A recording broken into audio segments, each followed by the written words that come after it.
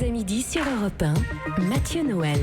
Vous écoutez toujours Europe 1, il est midi 23 et ce qui est bien dans cette émission Rien ne se pose à midi, c'est qu'il n'y a pas que les chroniqueurs qui se ridiculisent. Moi-même, je me ridiculise parfois même tout seul, puisque tout à l'heure, pour lancer le sujet de Diane Chenouda, j'ai parlé du musée, non pas Aristide Maillol, mais du musée Jacques Maillol.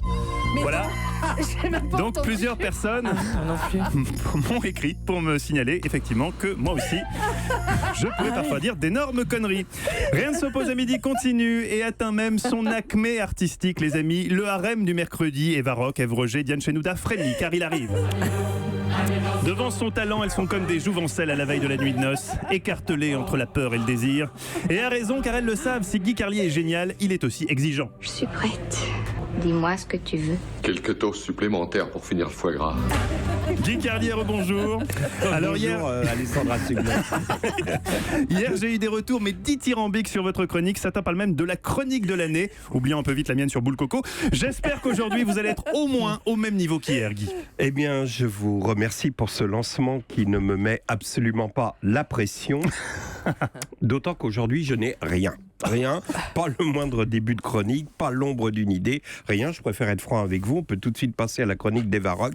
Vas-y ma poule, tu vas être contente. Aujourd'hui, tu as tout ton temps. Alors, qu'est-ce qu'on doit voir comme truc chiant à la télé Oh, un merveilleux documentaire serbo-croate sur Arte intitulé L'hiver des sentiments qui a obtenu 3 T dans Télérama. Ouais, super. Ça raconte quoi? L'histoire d'une paysanne dont le mari est mort à l'usine de conserve, qui titube d'épuisement sur la neige en pliant sous le poids d'un fagot de bois et qui finit par tomber au pied d'un arbre mort en murmurant Dobrovska, génial.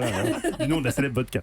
Non, plutôt que de vous donner du tout venant, de la chronique de bas de gamme, du billet de débutant qu'on glisse furtivement dans le 5-7 ou bien de l'édito engagé, démago, faussement audacieux du genre « Ouais, Wauquiez est un enfoiré », je préfère vous dire la vérité. Aujourd'hui, il n'y aura pas de chronique.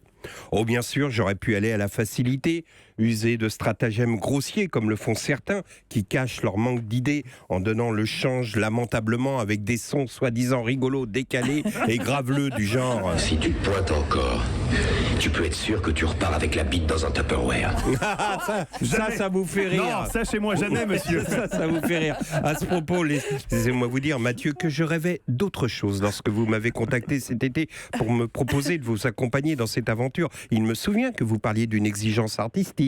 Vous m'avez dit qu'on inviterait des chroniqueurs musicaux pour partager, nous expliquer par exemple comment Maria Callas, dans ses masterclass, insistait sur l'importance de la tierce diminuée d'un demi-ton dans l'accord mineur qui lui confère toute sa mélancolie. Au lieu de ça, quand Thierry Geffrotin vient parler de la Callas, c'est pour nous dire, je cite, « La grosse a perdu du poids en bouffant un verre solitaire ».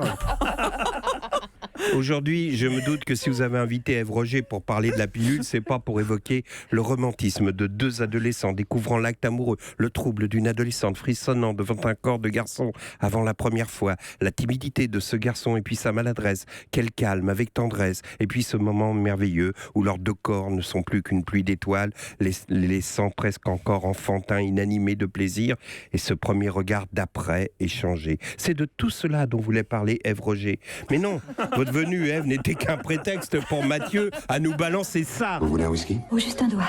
Vous voulez pas un whisky d'abord? Voilà, pardon, cher Ève Roger. D'ailleurs, si on parlait plutôt de vous, Ève Roger, interrogeons-nous d'abord sur ce patronyme paradoxal qui allie Ève, la mère de toutes les femmes, symbole de la délicatesse féminine, de la douceur et de la grâce, et Roger, bon là on est plus sur du bar tabac, vous voyez, le balto tac au tac, sandwich à toute heure du pont d'Argenteuil. Ève Roger, c'est un peu comme Artémise Raoul ou Mélusine Marcel, vous voyez. Puisque je fais pas de chronique et qu'on s'intéresse au patronyme de nos invités, Diane Chenouda, là aussi, le moins qu'on puisse dire, c'est que le paradoxe est roi. D'un côté, vous avez un prénom aristocratique, évoquant une cavalière montant en Amazon dans les chasses royales de Fontainebleau et de Rambouillet.